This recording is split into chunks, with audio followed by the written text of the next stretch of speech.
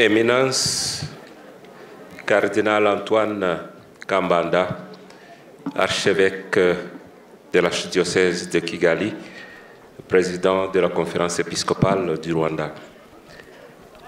Excellences, révérend Père, révérende Sœur, distingués invités, chers frères et sœurs dans le Christ, Muraho. Aragira ati nyiricyubahiro Antoine Cardinal Kambanda archiepiscopi wa Kigali mukaba na president w'inama y'abepiskopi banyiricyubahiro bepiskopi basaserdoti bihayimana batumirwa bavandimwe muri Yesu Kristo muraho. C'est avec une joie, une grande joie et une profonde gratitude que je me tiens devant vous, ici, dans le diocèse de Cyangugu, à l'invitation fraternelle de son Excellence Monseigneur Edouard Sinayobye, que je remercie chaleureusement pour son accueil. Je suis honoré, dans le cadre du jubilé de l'évangélisation du Rwanda, de participer à cette commémoration solennelle de la première Eucharistie célébrée sur le sol rwandais il y a 125 ans. Aragira ati n'umunezero ndetse nishimwe rikomeye kuba mpagaze hano uyu munsi ndi kumwe namwe hano Cyangugu. Natumiwe na nyiricyubahiro Musenyeri Edouard Sinayobye, abamushimira cyane uburyo yanyakiriye, ntewe icyubahiro no kuba muri iki gihe duhimbaza uyu munsi ndi kumwe namwe twibuka imyaka 125 Eucharistia ntagatifu ihimbarijwe ku butaka bw'u Rwanda. Je me tiens devant vous comme représentant des missionnaires d'Afrique, communément appelés les Pères Blancs, ces hommes qui, envoyés par le cardinal Lavigérie, dont nous commémorons cette année le bicentenaire de naissance, et comme Monseigneur Hirt et ses compagnons ont quitté leur terre natale pour venir semer l'Évangile sur le continent africain. Mpagaze hano mpagarariye abamisiyoneri ba Afrika dukunze kwita abapadiri bera, abo bantu boherejwe na Cardinal Lavigérie, tukaba tunahimbaza imyaka 200 uyu mwaka duhimbaza imyaka 200 amaze avutse, ndetse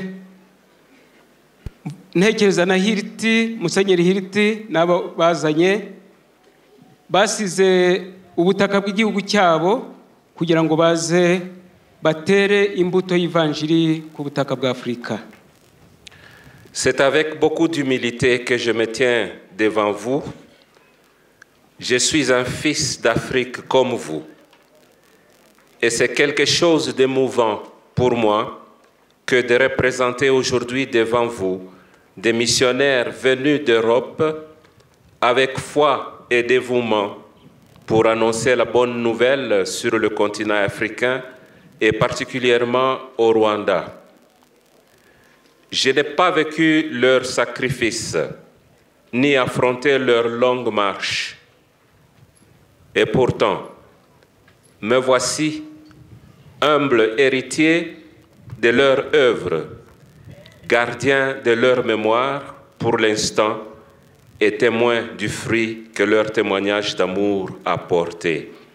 Aragira ati mubwiyoroshye magaze imbere yanyu ndi umwana wa Afrika kimwe namwe, bikaba ari ibintu binteye amarangamutima akomeye kuba mpagaze mu mwanya w'abamisiyoneri bavuye i Burayi mu kwemera mu bwitange baje kwigisha Ivanjiri inkuru nziza muri Afurika, ariko ku buryo bw'umwihariko hano mu Rwanda ntabwo nagize hamwe nabo ibikorwa by'ubwitange icyo gihe, nta nubwo nafatanyije nabo ingendo ndende bakoze, nyamara dore ninjye ubaye umugenerwa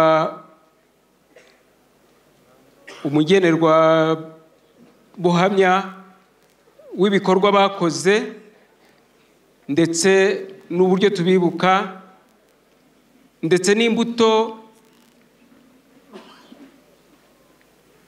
bateye n'urukundo, ubuhamya bw'urukundo bwaherekeje iryo yamamazabutumwa. Aujourd'hui, avec vous, je rends grâce à Dieu pour le don de la foi à ce pays. Cette foi reçue avec simplicité par les premières catéchumènes, transmise avec zèle souvent par des catéchistes, nourris par les prêtres, les religieux et religieuses et les fidèles chrétiens. Cette foi a grandi et s'est enracinée. L'Église du Rwanda est aujourd'hui une Église vivante et fervente, et surtout, elle est une Église missionnaire à son tour. Uyu munsi hamwe namwe mwese ndashimira Imana kubera ingabire y'ukwemera yahawe iki gihugu. Ukwemera kwakiriwe mu bwiyoroshye n'abigishwa, kukakirwa kandi kukamamazwa n'abakateshiste n'abapadiri, bakakugaburira abagukeneye, n'abihaye Imana ndetse n'abakristu. Ukwemera kwakuze kandi kugashinga imizi. Kiliziya y'u Rwanda uyu munsi ni kiliziya ikomeye, ndetse cyane cyane ikaba ari kiliziya yamamaza ubutumwa nayo nk'uko yabuhawe. C'est pour moi l'occasion de dire merci à nos évêques et à vous tous. Merci à ce pays pour les nombreux fils et filles qu'il a donnés à la mission universelle de l'Église. Je pense avec reconnaissance à tous les missionnaires rwandais, religieux, religieuses, prêtres et laïcs, envoyés aujourd'hui dans d'autres pays pour témoigner de l'Évangile qu'eux-mêmes ont reçu. Uyu ni umwanya wo gushimira kuri ngewe, ngashimira abepiskopi, ngashimira namwe mwese, ngashimira n'iki gihugu kubera abahungu bacyo n'abakobwa bacyo bitanze bagakora ubutumwa muri kiliziya y'isi yose. Ndatekereza kandi ngashimira abamisiyoneri b'Abanyarwanda, abihaye Imana, abapadiri, abarayiki boherejwe mu bindi bihugu kugira ngo batange ubuhamya bw'ivanjiri nabo ubwabo bahawe. Je suis personnellement témoin de cette vitalité missionnaire. Aujourd'hui, 21 missionnaires d'Afrique rwandais, donc Père Blanc, sont en mission dans différents pays en Afrique. Ils continuent ce que d'autres ont commencé ici il y a 125 ans. Et il y en a bien d'autres encore de Rwandais, membres d'autres instituts missionnaires dispersés sur divers continents. Ngewe ubwanjye mfite ubuhamya bw'iryo shyaka ryo kwamamaza ubutumwa, kubera ko mbona aba missionnaires d'Afrique, aba Père Blanc bakomoka mu Rwanda bagera kuri 21 bari mu butumwa mu bihugu binyuranye bya Afurika, ndetse bakaba bamamaza ibyo twakiriye, dore hashize imyaka 125. Hakaba n'abandi benshi baturutse mu miryango yindi y'abihaye Imana dusanga hirya no hino ku migabane. Merci, chers pères évêques. Merci aux familles rwandaises. Merci au peuple de Dieu au Rwanda pour vos enfants que vous offrez à l'Église universelle. Ils sont la preuve vivante que la mission reçue a porté du fruit et qu'elle continue de se transmettre. Ndabashimiye bepiskopi, ndabashimiye mwebwe mugize imiryango y'Abanyarwanda, ndashimira umuryango w'Imana uri hano mu Rwanda kubera abana banyu mwahaye kiliziya y'isi yose, bakaba bagaragaza uko kwemera,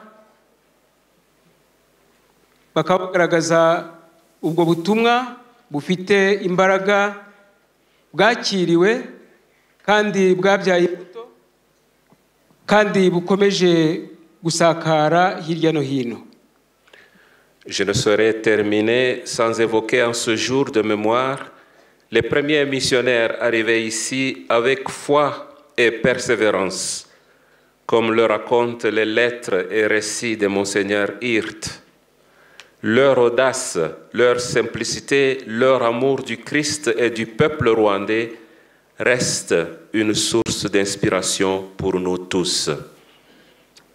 Sinarangiza ntagarutse kuri uyu munsi twibuka, ntagarutse kuri abo bamisiyoneri ba mbere bageze hano mu kwemera, mu bwitange, mu budacogora, nk'uko bigaragazwa n'amabaruwa ndetse n'inyandiko za Musenyeri Hirt. Ubutwari bwabo, ubwiyoroshye bwabo, urukundo rwabo bakunze Kristo ndetse bakarukunda n'umuryango w'Abanyarwanda, ibyo byose ubu ngubu ni isoko twese tuvomaho. Frères et sœurs, l'Eucharistie que nous avons célébrée aujourd'hui dans l'action des grâces est le signe par excellence que le Christ est vivant. Il continue de rassembler son peuple, de nourrir son Église et de l'envoyer au loin. Puisse ce jubilé raviver en chacun de nous la flamme missionnaire qui a accompagné Monseigneur Hirt et ses compagnons. Bavandimwe, Eucharistia twatuye uyu munsi mu byishimo ni ikimenyetso gikomeye cy'uko Yezu Kristo ari muzima. Arakomeza kwegeranya ubushyo bwe, arakomeza kugaburira kiliziya ye no kuyohereza kure hashoboka. Iyi yubile rero niyongere urumuri rw'iyogezabutumwa rwa rundi rwaherekeje Musenyeri Hirt n'abo bari kumwe. Et à tous mes frères dans le sacerdoce, je souhaite un heureux jubilé. Abapadiri bagenzi banjye mwese mbifurije yubile nziza.